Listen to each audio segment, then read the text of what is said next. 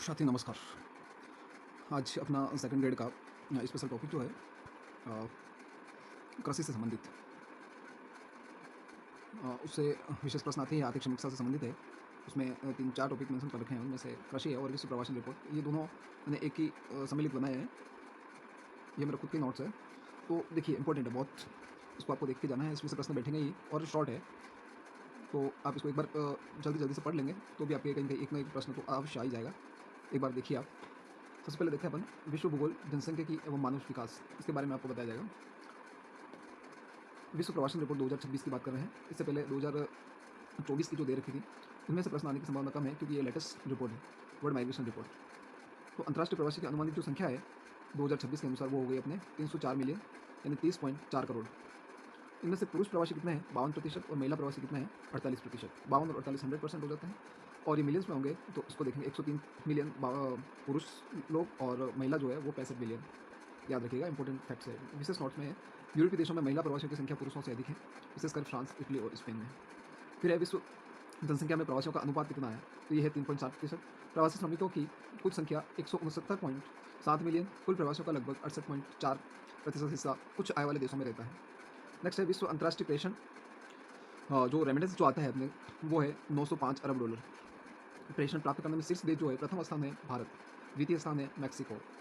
ऐसे ही एसडीजी में 10th जो पॉइंट है वो है 10वां नंबर का पॉइंट जो है सतत विकास लक्ष्य, प्रेषण की लेन देन लागत को 3% से कम करने का लक्ष्य रखा गया है। शरणार्थियों की संख्या कितनी हो गई 36.9 मिलियन। आंतरिक रूप से विस्थापित व्यक्तियों की संख्या हो गई 23.4 मिलियन। और उच्चतम प्रवासियों का अनुपात वाला क्षेत्र जो है वो ओशनिया क्षेत्र है। ओशनिया में देश में जो आता है वो कतर उच्चतम अनुपात रखता है। फिर नेक्स्ट है प्रमुख प्रवासन गलियारे कौन कौन से हैं, जहाँ से लोग एक जगह से दूसरी जगह पलायन करते हो। हाईएस्ट स्थान कौन सा है, तो ये है मैक्सिको से यूएसए। मैक्सिको से अमेरिका में जाते हैं सबसे ज़्यादा लोग। फिर दूसरा है अफगानिस्तान से ईरान। अफगानिस्तान से ईरान जाते हैं सेकंड नंबर पे, ये फर्स्ट हो गया, ये सेकंड नंबर हो गया। फिर ये सीरिया से अरब गणराज्य, सीरिया अरब गणराज्य से तुर्की जाते हैं, ये तीसरे नंबर का हो गया। और रूसी संघ से यूक्रेन जाता है, ये फोर्थ नंबर का हो गया। फिर है भारत, संयुक्त अरब अमीरात, भारत से संयुक्त अरब अमीरात में जाते हैं लोग, ये पाँचवें नंबर का हो गया कॉरिडोर। अब नेक्स्ट है अन्य महत्वपूर्ण परीक्षा उपयोगिता देखिए आप। मिसिंग माइग्रेट प्रोजेक्ट, इसके स्थापना वर्ष 2014 में लैम्पेडूसा जहाज दुर्घटना घटी थी, उसके बाद 13 में घटी थी। उसके बाद से 2014 से 2024 के बीच में सर्वाधिक प्रवासी मौतें जो हुई थी वो 2024 में हुई थी और उनकी संख्या है 9000 प्लस लगभग।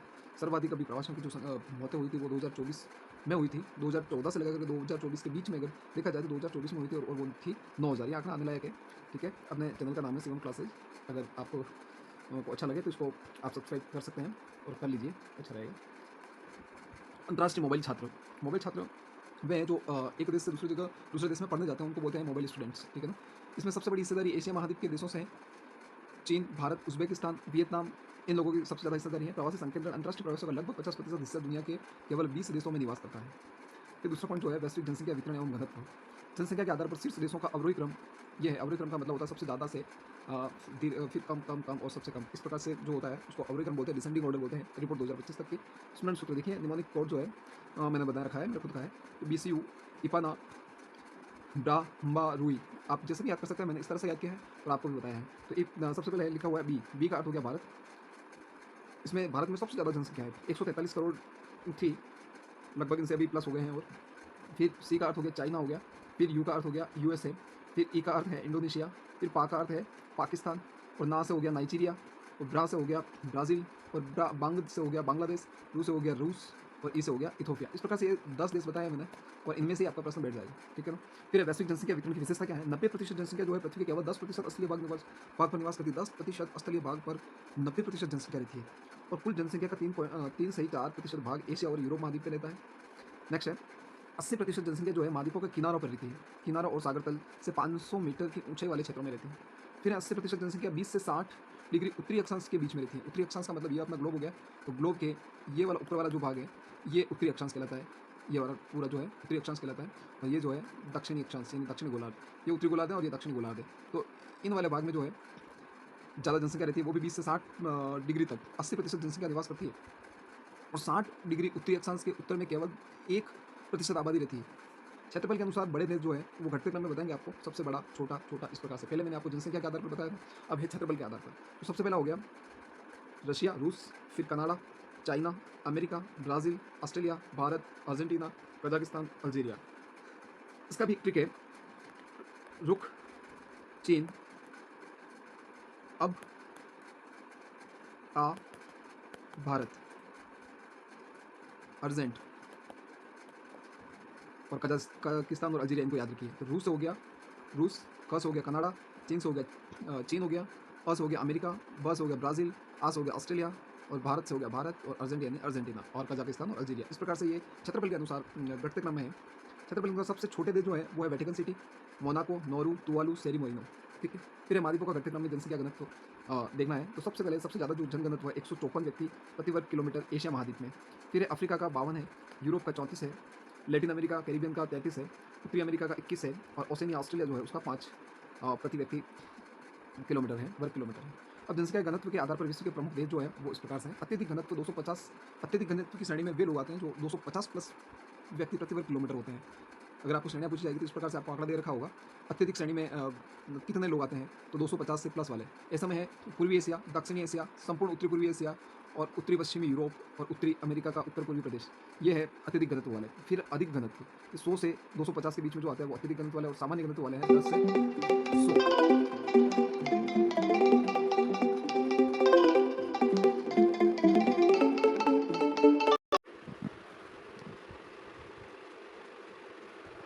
यस, अब कम घनत्व अपन तीन तरह से संख्या मिलेगी अपने को, अधिक घनत्व अत्यधिक घनत्व, चार तरह से अत्यधिक घनत्व, अधिक घनत्व, सामान्य घनत्व और कम घनत्व।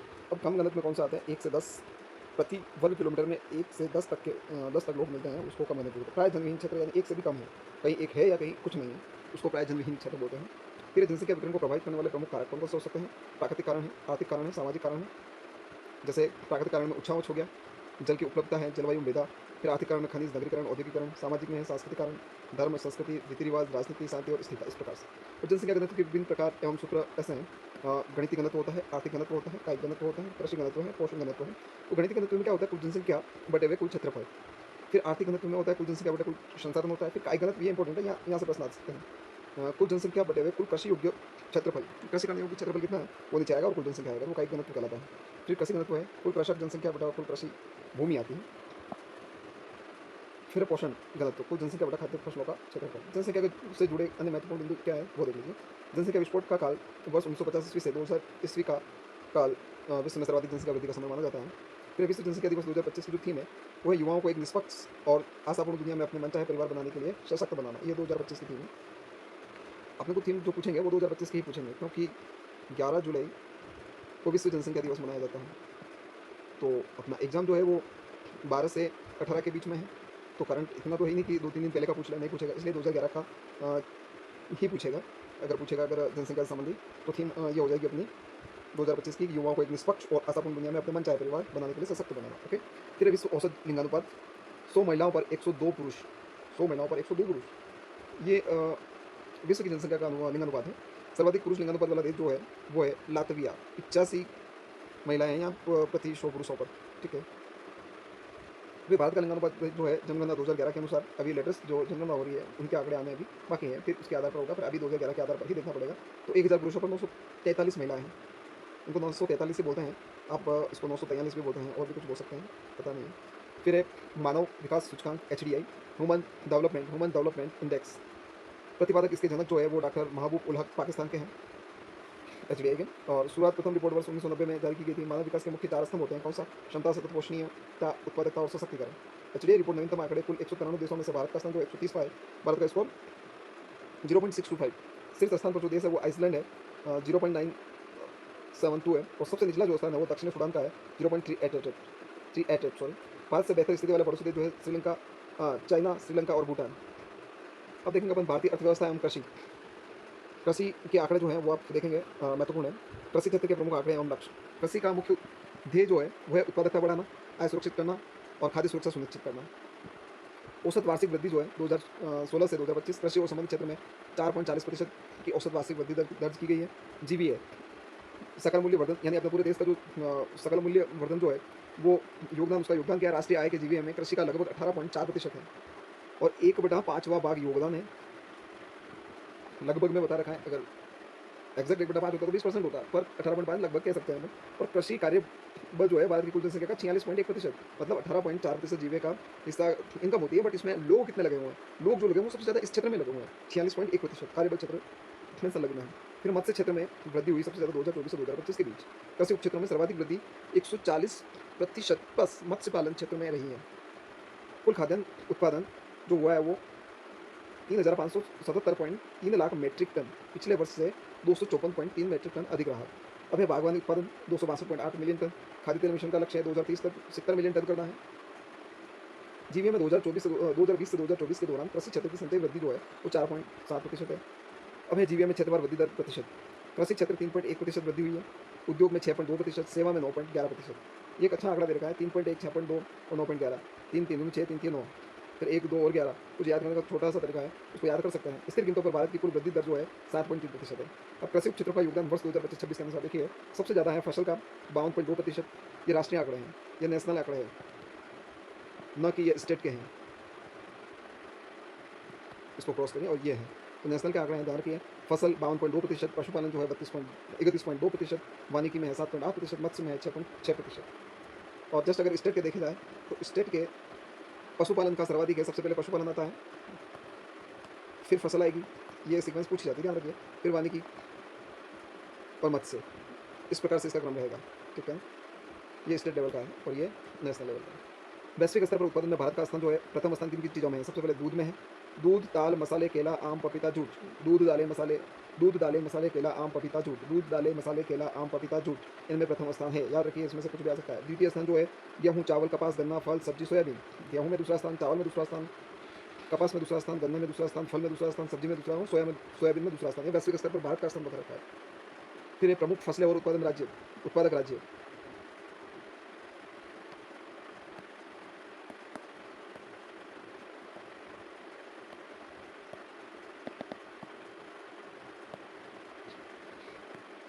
प्रमुख फसलें और उत्पादक राज्य। चावल जो है उसमें प्रथम स्थान कौन रखता है? भारत में अगर बात करें तो पश्चिमी बंगाल, और द्वितीय स्थान उत्तर प्रदेश और पंजाब का तीसरा स्थान है। गेहूं की बात करें तो राजस्थान इसमें नहीं आता है, पहले, दूसरे और तीसरे स्थान पर। ध्यान रखिएगा, उत्तर प्रदेश पहला है, मध्य प्रदेश दूसरा है, पंजाब तीसरा है।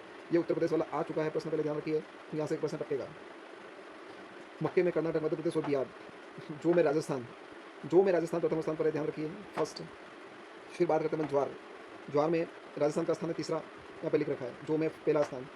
श्री अन्न का अर्थ होता है मोटे अनाज, ये है राजस्थान प्रथम, यहाँ पे प्रथम लिख रखा है। कुल अनाज जो है उत्तर प्रदेश, मध्य प्रदेश, पंजाब, इसमें राजस्थान का स्थान अभी नहीं शो कर रखा है। इसमें तो आपको याद रखना है, कुल अनाज जो है, सबसे मतलब अनाज जो भी होता है वो सबसे ज़्यादा कहाँ से होता है? तो उत्तर प्रदेश में होता है। फिर चना की बात करें तो चने में तीसरे स्थान पर है राजस्थान। मूंग की बात करें तो मूंग में राजस्थान प्रथम स्थान पर है, क्योंकि दलहन में आता है, दलहन में टॉप स्थान रखा है। अन्य दलहन जो है वो मध्य प्रदेश के बाद राजस्थान है। सॉरी, दलहन में नहीं, तिलहन में प्रथम स्थान है, मैंने दलहन बोल दिया था, दलहन में मध्य प्रदेश प्रथम में आता है, थोड़ा सा कर लीजिएगा इसको, ओके। फिर एक कुल दालें जो है उसमें राजस्थान सेकंड नंबर पे है, मूंगफली में राजस्थान सेकंड नंबर पे है। तो सेकंड नंबर पे 3 चीज़ें हैं, एक तो दलहन, कुल दालें और मूंगफली, इनमें सेकंड नंबर पे है। फिर एपिसिड सरसों जो है उसमें राजस्थान प्रथम स्थान पर है, सोयाबीन में राजस्थान तृतीय स्थान पर है, कुल तिलहन में राजस्थान, मैंने बताया था, तो तिलहन में राजस्थान प्रथम स्थान पर है, ये प्रथम स्थान हो गया। कपास में महाराष्ट्र प्रथम स्थान पर है और राजस्थान का जो स्थान है वो 5वां स्थान है। अलसी जो है मध्य प्रदेश प्रथम स्थान पर है और राजस्थान का अलसी में 4था स्थान है। अन्य नकदी फसलें हैं उनके शीर्ष उत्पादक राज्य देख लीजिए आप। गन्ना में उत्तर प्रदेश है और महाराष्ट्र दूसरा नंबर है। जूट में पश्चिम बंगाल, बिहार और असम, ये सीक्वेंसली फर्स्ट, सेकंड, थर्ड है। तंबाकू में गुजरात पहला है, काजू में महाराष्ट्र पहला है, आंध्र प्रदेश दूसरा और ओडिशा तीसरा। चाय में असम फर्स्ट, पश्चिम बंगाल सेकंड। अंगूर में महाराष्ट्र, कर्नाटक, तमिलनाडु पहला, दूसरा, तीसरा हो गया। रबर में केरल, त्रिपुरा पहला, दूसरा। कॉफ़ी और कहवा में कर्नाटक पहला, नारियल में कर्नाटक पहला और केरल दूसरा। प्रमुख कृषि क्रांतियाँ आपको याद करना जरूरी है। मैंने वो क्रांतियाँ लिखी हैं जो थोड़ी याद करने में टफ रहती है या इजीली इसका उत्तर नहीं दे पा रहे हैं। बाकी बहुत सारी ऐसी जो आप देखते उत्तर दे पा रहे हैं वो मैंने यहाँ पे नहीं बताई है। जैसे पॉमिकल्चर है, पॉमिकल्चर फलों का उत्पादन एवं संवर्धन, इसको बढ़ाया जाता है। सेरिकल्चर रेशम कीट पालन। एरोपोनिक्स पौधों को मिट्टी के बिना हवा में पोषण देने की तकनीक जोड़ते हैं। ओलेरिकल्चर का अर्थ होता है व्यावसायिक स्तर पर सब्जियों का उत्पादन। पिसिकल्चर का अर्थ होता है व्यावसायिक मछली पालन। उभरता पुष्प उद्योग 100% निर्यात नीति के साथ तेजी से उभरता हुआ नया कृषि क्षेत्र है। तो उच्च सिंचाई कवरेज वाले शीर्ष राज्य पंजाब, हरियाणा, उत्तर प्रदेश। अब प्रमुख सरकारी योजनाएं एवं मिशन समितियाँ। न्यूनतम समर्थन मूल्य यानी MSP, मिनिमम सपोर्ट प्राइस। सिफारिशकर्ता निकाय जो है वो कृषि लागत एवं मूल्य आयोग है। घोषणा समय फसलों की बुआई से ठीक पहले वर्ष में 2 बार होती है। खरीफ के लिए होती है जून जुलाई में, रबी के लिए होती है अक्टूबर नवंबर में। दायरा देखो, वर्तमान में कुल 22 फसलें हैं, इसमें 14 तो खरीफ है और 6 रबी है और 2 वाणिज्यिक फसलें हैं। गन्ने के लिए उचित और लाभकारी मूल्य FRP घोषित होता है। निर्धारित नियम स्वामीनाथन आयोग की सिफारिश के आधार पर वर्तमान में एमएसपी औसत उत्पादन लागत का कम से कम 1.5 गुना तय किया जाता है। यह नीति बजट 2018 से 19 से लागू है। अब नाबार्ड की बात करते हैं। ये आ जाता है परीक्षा में। इसकी स्थापना की तारीख जो है 12 जुलाई 1982 है। छठी पंचवर्षीय योजना के तहत इसको बनाया गया है नाबार्ड को। फिर संस्तुति जो है वो बी सी रामन समिति की सिफारिश पर। मुख्यालय जो इसका मुंबई में है और वर्तमान अध्यक्ष जो है के वी साजी है। किसान क्रेडिट कार्ड KCC 1998 में ये योजना चालू हुई है। संयुक्त तो पहल RBI plus NABARD plus Bharat सरकार। RBI, नाबार्ड और इंडियन गवर्नमेंट। फिर ऋण सीमा वित्तीय दायरा 50,000 रुपये से लेकर 5 लाख रुपए तक का अपने को कृषि ऋण मिल जाता है। कहाँ से? नाबार्ड थ्रू। ब्याज रियायत नियम। बाजार सामान्य ब्याज दर 7% है। अगर आप साल भर के लिए पैसा ले रहे हैं तो आपको सालाना 7% पैसा ही देना पड़ेगा और उसमें भी सुविधा है आपके, परंतु समय पर भुगतान करने पर 3% की अतिरिक्त छूट साथ यहाँ प्रभावी रूप से 4% रह जाती है। वर्ष 2025-26 से इसे पशुपालकों और डेयरी किसानों के लिए सुलभ किया जाता है। कब? जब 6 माह से पहले आपने जो भी राशि ले रही थी उसको अगर भर देते हैं तो आपके पैसे भरने के बाद जस्ट वापस ले लें तो आपके 7% की जगह 4% ही रहता है। 3% डिडक्शन हो जाता है, कम हो जाता है सॉरी। अन्य महत्वपूर्ण योजना और प्रमुख देखिए। साथ ही पोर्टल, कृषि मंत्रालय NIC द्वारा विकसित बीजों की गुणवत्ता शुद्धता प्रमाणीकरण करना आदि। फिर है PM प्रणाम योजना, यह 28 जून 2023। फिर स्त्री अन्न योजना 2023-24, पोषक अनाज मिलेट्स के उत्पादन और वैश्विक ब्रांडिंग के बढ़ावा देना। ऑपरेशन ग्रीन्स है, ये 2018 से प्रारंभ में टमाटर, प्याज, आलू की कीमतों के स्थिरीकरण हेतु शुरू, बाद में अन्य फसलों में विस्तारित। फिर प्रधानमंत्री फसल बीमा योजना, ये 2016 से प्रभावित है। रबी के लिए इसमें प्रीमियम जो है वो 1.5 है, खरीफ के लिए 2 है और वाणिज्यिक फसलों के बागवानी के लिए 5% है। इनाम योजना ये 2016 से प्रारंभ में, लक्ष्य 2025 तक है इसका। 1522 मंडियाँ है, ऑनलाइन जोड़ना है। फिर यूरिया गोल्ड जो है वो 27 जुलाई 2023 को PM मोदी द्वारा राजस्थान के शिखर से सल्फर कोटेड यूरिया का शुभारंभ किया गया। नमो ड्रोन दीदी योजना 30 नवंबर 2030 को घोषित की गई है। फिर लखपति दीदी योजना 2024 से 2025 और 2025-2026 के दौरान 15,000 चयनित महिला स्वयं सहायता समूह के माध्यम से महिलाओं को वार्षिक न्यूनतम 1 लाख रुपये से अधिक का लक्ष्य किया गया। फिर प्रधानमंत्री किसान सम्मान निधि योजना दिसंबर 2018 से प्रभावी है। फिर खाद्य तेल तिलहन मिशन 3 अक्टूबर 2024 को मंजूरी मिली इसको। डिजिटल कृषि मिशन 2 वर्ष की अवधि के लिए 2817 करोड़ के वित्तीय बजट के साथ स्वीकृत है। फिर मिष्टी योजना, ये केंद्रीय बजट 2023-24 में घोषित किया गया। फिर आत्मनिर्भर तिलहन अभियान, ये 2024-25। नैनो DAP 2023 में इफ्को द्वारा लॉन्च और रासायनिक संरक्षण नाइट्रोजन का 8%, फास्फोरस का 16% इस तरह था इसका। उसके बाद है PM धान्य विशेष मिशन, दलहन आत्मनिर्भरता मिशन। इसके लिए वित्तीय बजट जो है 11,440 करोड़ 2024 की योजना है। फिर है हरे चारे की सुलभ व्यवस्था योजना। फिर अटल भूजल योजना एवं मृदा कार्ड, ये प्रमुख योजना है और ये कृषि संबंधित तो हो जाता है आपके नोट्स से शॉर्ट नोट्स है। इससे अगर डेप्थ पढ़ना है तो आप पढ़ सकते हैं, बाकी इससे कंप्लीट हो जाएगा मेरे हिसाब से। अगर ये क्लास आपको सही लगी है तो आपको इस चैनल को सब्सक्राइब जरूर करें। इससे हमें वीडियो बनाने के लिए थोड़ा सा सपोर्ट मिलता है, ताकि बनाएंगे, अगर आपको समर्थन देंगे तो बनाएंगे, बाकी तो ठीक है।